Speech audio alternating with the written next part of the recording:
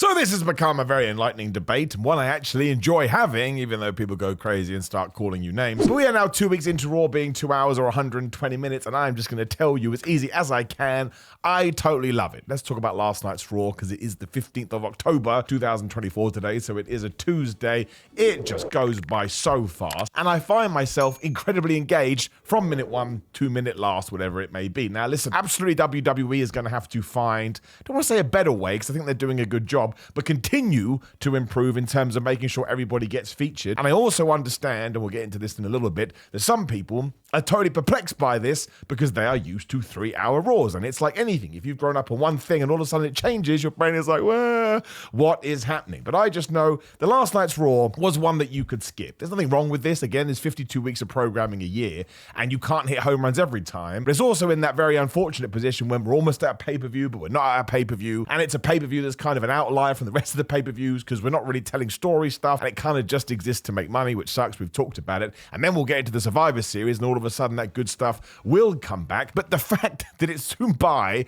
as quickly as it did, by the end of it, I was like, man, I feel refreshed. I feel excited. And again, it was not bad by any stretch of the imagination. I'm not saying that. I think it was probably good if we were going to push it. I just think it's one that you could skip should you so choose to, but it didn't feel laborious. It didn't feel worn out. I didn't feel like I wanted to cry, and it actually keeps my enthusiasm for wrestling up here. As we've already mentioned, there are plenty of people who cannot handle this at all. They're just like, oh, it doesn't feel like Raw to me. And I totally understand. Let's go back to 2011, 2012, whenever it first kicked off properly. Fans like myself, who had been watching for a long time, had that exact same reaction. We were like, I don't want Raw to be 3 hours because I'm so used to Raw being 2 hours. How the hell am I going to adjust? And we jump forward to 2023, which I think was probably the best year for WWE when it came to the longer shows, because they just packed them full of everything, and it was all right. It was okay. Sometimes during that last 60 minutes, I did feel myself flagging, but I am just a human being, and now we've gone a total 180. Now, there's some other rumors out there, and again, take them with a pinch of salt as always.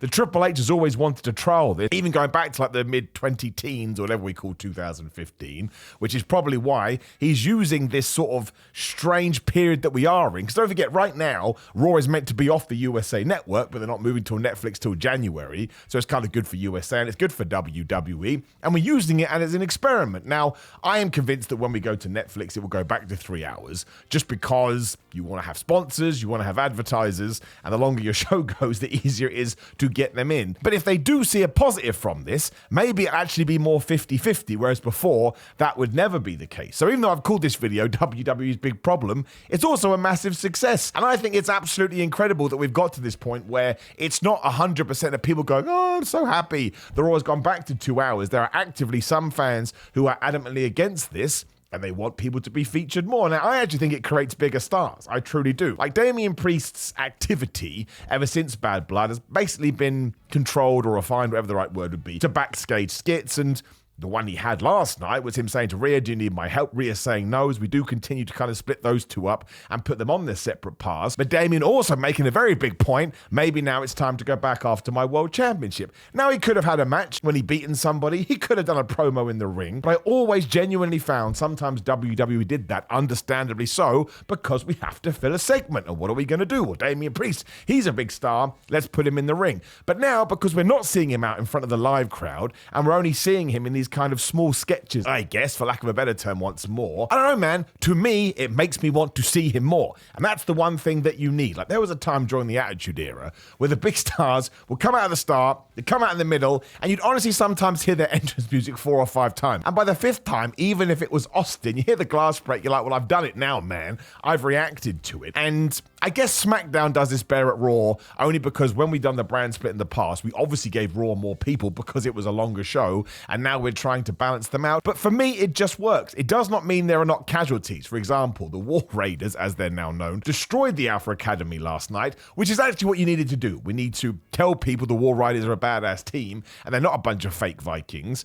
And mostly Alpha Academy can get beaten like this, but Otis needs to be protected. And really, the Otis story at the moment has kind of been moved to the wayside, and we don't want to lose his momentum. But if that is one of the casualties, I think it's up to WWE and the creative team to sit down and decide who whose night is it tonight and whose night is it not tonight. So when all of a sudden we do go back to Damian Priest, I think there's going to be an excitement there. He is not going to feel like he's been running to the ground because we see him over and over and over again, which is another great reason that CM Punk and Drew McIntyre aren't on TV at the moment. Like, I am pretty sure that when CM Punk does return after the Saudi Arabia show, he will be going after Gunther. That is exciting. And as for Drew, we don't know. There's a bunch of questions. And I think he probably would have been off TV anyway right now because he got murdered in Hell in a Cell.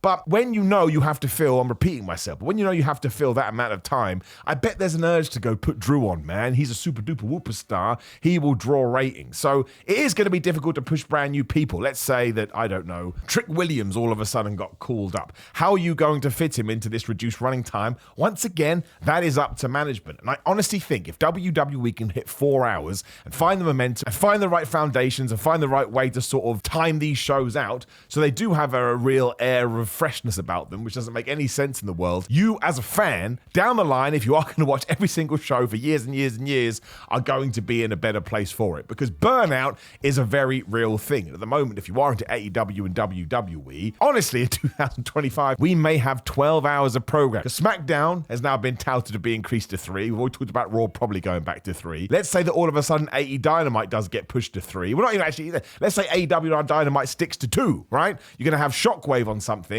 and you're going to have a collision. That's 6 hours. So 6 hours of WWE and 6 hours of AEW. Now, I think most people are now actually picking and choosing what they want to watch, and more power to you. You let your brain and your heart lead on that one. But I'm going to watch everything because I love pro wrestling, and I'm very blessed to do it for my job. And that's cool, right? I'm going to enjoy it regardless of the running times. But I guess I kind of tie it into the AEW pay-per-view at the weekend. For me, they're just too long. Again, I'm not even saying it's a good thing or a bad thing. I would just enjoy it if they were maybe half an hour or 45 minutes shorter. And it's the same with Raw and SmackDown. When Rhea Ripley and Tiffany Strat and Raquel Rodriguez and Liv Morgan came out for the main event, like, so fast. And before that, you had the tease with Jey Uso and Jimmy Uso. Didn't need to be more than that. So again, because we are restricted, we are doing the less is more. And Rhea Ripley kicked off the show, and Rhea Ripley main evented the show. So this was her week. I mean, last week she didn't do much. On a SmackDown, she arrived and she whipped Liv Morgan's and friends' ass. So now it was her time to shine, and she did shine. And I think when we get to the Survivor Series, she is going to win that championship back. In 2025, she's just going to whip all the ass. So I am massively enjoying what we're doing right now. I think it has made WWE the only word I can keep using, but it feels so fresh, and it feels like it's been refreshed, and I feel energized watching it. And I think it's a wonderful problem to have. It's like if you're on some kind of a sports team and you have too many good players in one position, that's where you want to be, because who the hell is going to be the striker today? And I want to point out, I understand the criticism too. It is something to adjust to. But look what we did last night, right? We are definitely telling you, I think that Bron Breakker is going to win the IC title back, and then Jey Uso can go into the Civil War Bloodline stuff, which again will culminate at Survivor Series. The War Raiders are probably going to get a tag team title shot, and that excites me. The Miz and R-Truth, the whole segment went 5 minutes. But did you need more than that? I thought the finish was dumb because Miz turned heel and then lost. So, good choice. That's not a big deal. That's just a personal preference. But does it need to go 15 minutes? Do we need to have a couple of promos? I don't think so. I think it did all the good in the world. And those 3 videos that WWE had that went, I'm getting this in the wrong order, but it was Bronson Reed, and then it was Bron Breakker, and there was someone before that, American Made. Now, Bron Breakker did say something like Jey Uso's been sucking his family off for 20 years. A bit controversial. But those 2 things running back to back. American Made, yes, they could have had a match and won, but I still think it did a good job. The Bron Breakker thing I thought was really good. That guy is totally finding his character. And Bronson Reed just sitting down in whatever his house and being like, mate, I want to kill Seth Rollins. And Piss being like, you can't say these words to me. Before we did have a 30-second skit with Seth Rollins later. Fine, I know where we're going, and I can get excited about that match, which maybe happens in Saudi Arabia, or maybe it happens at the Survivor Series. And it also meant when we got to our women's tag team match, Jade Cargill and Bianca Belair taking on Damage Control, maybe it went 12 minutes. I don't know. I don't time the matches. I'm only so much of a nerd. It was a great match. I never really felt there was jeopardy there because I didn't feel like WWE was going to change the titles. But it was the first time in ages when those belts actually felt like they meant something. And that means the world to me because I'm a huge advocate for those things. You have to make sure you shine a light on them. And again, the finish was kind of dumb. Why do wrestlers get distracted by other wrestlers? But I don't mind because it also highlighted Lash Legend and Jakara Jackson, who now kind of feel like that they've been called up maybe. But also because we kind of incorporated into this match, they don't need to have their own segment. And we made sure we highlighted them on SmackDown too. So I just thought it was genius. I thought it was fun. Nia Jax was also there in the main event. Again, that's building to Saudi Arabia. And you had the Cody Rhodes and Gunther stuff, where if it had been any other Raw, probably would have gone 25 minutes because you have reduced it to 2. Maybe it went, 10 max? I think. I don't know. I just know when Gunther interrupted him, I felt it in my bones. That is way earlier than we would have done even a month or so ago. So I can only follow what's going on in my tum-tum, and I just think it's great. I think it works. I think 2 hours is the perfect running length for a WWE show. Although, yes, they are going to have to find a way to incorporate everybody, because as a fan, you can have different types of fandom. And in my fandom part 7.9, I do want to make sure that people are getting opportunities, and I do want to make sure that people who are at the tippity top of the card are being featured. Otherwise, you can get lost in the shuffle. We've seen it time and time again. But it's another reason you can argue that we can kind of kill the brand split, which we've done now anyway, because it's Crown Jewel. And because we have a title versus title show, whatever that rule is, stopping people being on Mondays and Fridays, we've thrown it out the window. And on that note, I think Cody should just be back on Raw. I don't know why. When he's on Raw, there's just something, it just feels right and it just fits. And we talked about the Kevin Owens stuff here too. So all these storylines are just coming together at the right time. And again, if you don't want to watch this Raw, you're not missing much. It's that one that's weirdly in the middle of the cycle, but it's so much easier to catch up on. And I'm sure there's a highlight package out there, and you can probably watch it in 60 minutes. That would be even more amazing. So as you can probably tell, I thought Tiffany Strat really did a good job on here too. When we made the main event, because Adam Pearce told Rhea Ripley, you're going to have to find a tag team partner. Both their expressions, both Rhea Ripley's and Tiffany Stratton. It's just those small things that I think you gravitate towards. And maybe I've missed something on that show. I don't think so. And again, there's way more stories we need to tell when we come out of the back of Crown Jewel. I don't like this Crown Jewel Championship. I don't like that Cody and Gunther are fighting over that, and that's the first time they have come together. I thought there was a way better story to tell. But what are you going to do, man? I mean, the shows are controversial to begin with. We have talked about it. So I think it's best we try to just get through it. It's going to happen in a few weeks' time. And then at the end of November, we have the Survivor Series. And that feels like it's going to be a super duper whooper mega deal. I mean, the prices alone for those tickets kind of means that feels like WWE has to hit it out the park.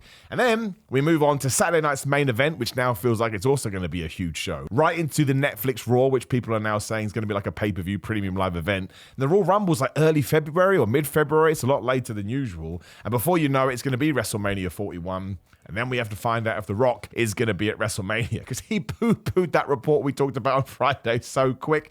But we just don't know. He is the busiest man. I talked about it on that video. If he can't make it, I would be disappointed. But I would also understand. When you're one of the biggest stars in the world, I imagine your schedule doesn't go, you want to be involved in a very physical sport here. Fine, I will let up for that. But like I say, this Raw I will probably never talk about again, but I thought it was totally fine, mostly because of the running time. And if you do disagree, drop me a comment below. But what a wonderful problem to have. You have so many talented wrestlers and you have such a loyal fan base. They are saying if you do want to re-extend it to 180 minutes, we are actually not going to mind. Although I do think we have to let this run until the end of December and when we go into that Netflix Raw, because by that point we may have readjusted then too. We just don't know. But I do think they're making good content at the moment. And coming out of Bad Blood, especially, I think towards the end of the year, Crown Jewel moved to one side. It's going to be a pretty good time. But again, drop me a comment below and let me know what you think about this. Click the video on the screen, which will be me ranting about wrestling again. Like the video, share the video, and subscribe. If you are into fitness, and I am going to launch a brand new YouTube channel soon, back for the gym stuff, because people keep asking for it, so I'll do the best I can. But you can also go to grillermind.com/Simon. Just go to Simon to get money off. They got super offers this week too, so make sure you check those out. A Go Fitness, just go to Simon20. Patreon.com/Simon316, Simon316 on social media, Simon Miller at Pro Wrestling Tees, Simon J. Miller on TikTok, Simon Miller on Cameos for personalized video messages, and don't forget to listen to the Simon Miller Pro Wrestling Podcast live on all apps, and we put it here on the YouTube channel too. That's it, my friends. You take care. See you soon.